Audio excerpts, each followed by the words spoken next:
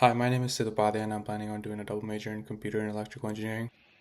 My name is Jack Chenery and I'm a civil engineering major. Hi, my name is Giovanna Montalvani. I'm a civil engineer. Hello, my name is Maximus Popa, and I am an aerospace engineer. Hello, my name is Jake Perkins, and I'm an industrial engineering major. As part of the engineering design cycle, we had to do a lot of research to see what worked best for our bridge design, and we did a lot of drawings, envisioning our design on paper and on AutoCAD. But when it came time for actually building and testing the bridge, we figured out that we could have a better design with what we have, the materials we have. So we ended up making like a joint design, kind of slid into place. And we had strings like a suspension bridge, which worked better for our bridge. It was lightweight and it was easy to assemble for FEDD.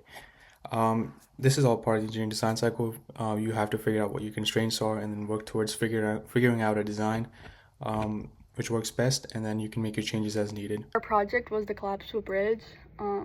So we had to make a collapsible bridge that had to span 5 feet, hold exactly 40 pounds, fit in a 1 cubic foot box, and be put together in under a minute. Our first design was the Waddell A Truss design that's supposed to look something like this, but we wouldn't be able to put that together in under a minute, so we switched the design to a cable tower system, and that was supposed to look something like this. The final design used 2 towers with tension cables connected to the center and a lightweight interlocking wooden deck that made it really fast to assemble without tools and helped us control how it handled the load. Final product, something like this. In the end, the project met pretty much all the requirements while staying under the budget. The only thing that wasn't fully met was holding the 40 pounds. The bridge did not hold exactly 40 pounds, but everything worked out how we should have.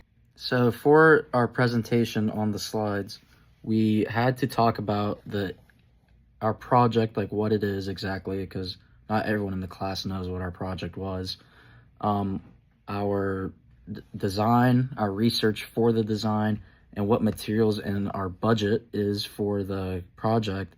And we split that up between all the group mates for what parts they did throughout the milestones. And that is how we constructed the presentation. Throughout the design process, the most important lesson we learned was not to procrastinate. When we began to procrastinate, it led to little or no time to test our bridge. And eventually this resulted in poor scores in certain parts of the judging process, such as how much weight could be held by our bridge. Overall, the experience of FED Day was super fun. It was very cool to see all the other groups' projects and be able to walk around and be explained to you what other groups were doing when you had no idea what their projects consisted of. It was also cool to see the judges, and you felt very professional.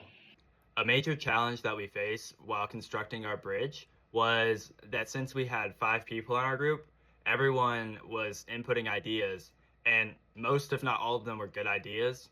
But since we had so much, it became challenging to determine what we could actually put into the design and then what we had to leave. And we didn't want to make anyone feel left out. So I think we tried to do a lot, and we didn't really need to do that much. What I would change about it is just coming up with a better plan from the start, just to know what we're going to do.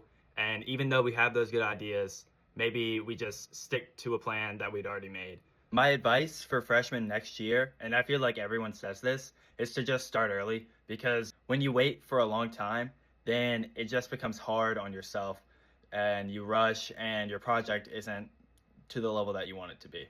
One advice to the upcoming freshmen, it would be to start way earlier than you think you should. Don't get attached to your first design, first idea, because you probably have to switch it up and make a couple different prototypes so you're able to test it and make sure it works exactly as you want it to work. What I would do differently on the Fed Day project is to avoid procrastinating as much as possible, because our project was not up to standard to other teams. And that is exactly the advice I'd give to freshmen next year, because if you want to have a great Fed Day project, you should get on it as quickly as possible.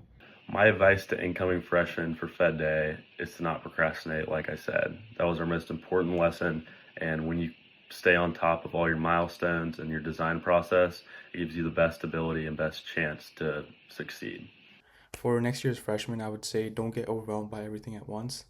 and take everything one step at a time. There's a lot of resources for students such as the Makerspaces, Craft Center, TAs, instructors.